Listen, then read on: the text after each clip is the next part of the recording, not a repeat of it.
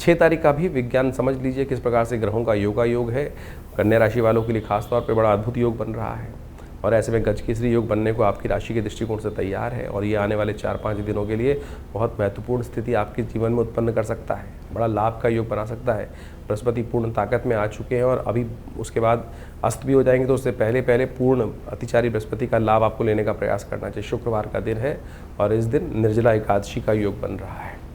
चंद्रमा शाम को परिवर्तन कर कर आपके लिए बहुत महत्वपूर्ण योग बनाएंगे। बंद रास्तों को खोलने की स्थिति उत्पन्न कर सकते हैं। इस दिन बुध काफ़ी लंबे समय से जो उठापटक के दौर में चल रहे थे, कभी अस्त और कभी कमज़ोर, तो अब स्वग्रही राशि में प्रवेश कर रहे हैं और वो विशेष तौर पर सुबह सुबह बृहस्पति के साथ जाके विराजमान हो जाएंगे। अस्त ज़रूर है लेकिन बहुत जल्दी उदय भी होने वाले हैं। तो ऐसे में आपको केवल अपने जो ओवर एज लोग हैं उनको स्वास्थ्य का ध्यान रखना चाहिए। जो उनकी आयु करीब 60-70 साल से ऊपर की है तो उनको खासतौर पे हृदय संबंधी समस्याओं का ध्यान रखते हुए कार्य करना चाहिए। उनके लिए अच्छा रहेगा कि ये मृत संजीवनी मुद्रा का नित्य प्रति अभ्यास करें और कोशिश करें स्ट्रेस को अवॉइड करते हुए कार्य करें। चीज़ें आपके पक्ष में जाएंगी बहुत जल्दी। निर्जला एकादशी अद्भुत योग लेकर आती है और ये एकादशी संपूर्ण 26 एकादशियों में सबसे श्रेष्ठ मानी जाती है। शास्त्र में इसका वर्णन जिस प्रकार से मिलता है उसको आपको समझना चाहिए। इस दिन निर्जला एकादशी है। ये भीमसेन एकादशी के रूप में भी जानी जाती है। कहा जाता है कि संपूर्ण जो एकादशी हैं, जो 12 की 12 एकादशी जो आती हैं, पूरे 12 महीनों में एकादशी होती हैं, जो 24 एकादशी टोटल पड़ी, उन सब में यदि निर्जला एकादशी का व्रत एक बार कर लिया जाए तो उनके पूरे के पूरे वर्ष की जितनी एकादशी हैं उन सब का फल प्राप्त हो जाता है। भीमसेन ने एक बार महर्षि व्यास से प्रेरित होकर इस समय में व्रत रखा था।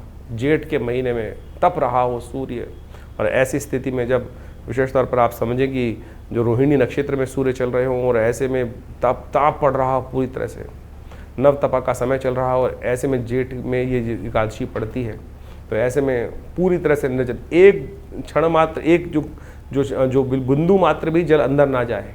केवल आचमन करने की आज्ञा होती है इतनी कि बस केवल मुंह में जो पानी जो आचमन करने की आज्ञा उतना ही, यदि शौच इत्यादि की बात करना पड़े तो वो ऐसे में केवल पूरा सूर्य उदय से लेकर अगले दिन सूर्य उदय तक निर्जल तौर पर रहते हुए, व्रत रखते हुए, यदि भगवान का स्तवन करते हुए, भगवान की कथा का पाठ करते हुए, ओम नमो नारायणाय, ओम नमो भगवते वासुदेवाय का स्तवन करते हुए, ये नहीं सोचते हुए कि आज जल नहीं मिला, आज जल नहीं मिला, जल नहीं मिला, ऐसे ही करते करते व्रत नहीं रखना है। भगवान का स्तवन, भगवान की कथा करते हुए कार्य करना चाहिए और उससे आपके समस्त मनोकामना सिद्धि के योग बन जाते हैं। तो ऐसे में देखिए, लोग पुण्य कमाने के लिए इस दिन जल का दान करते हैं।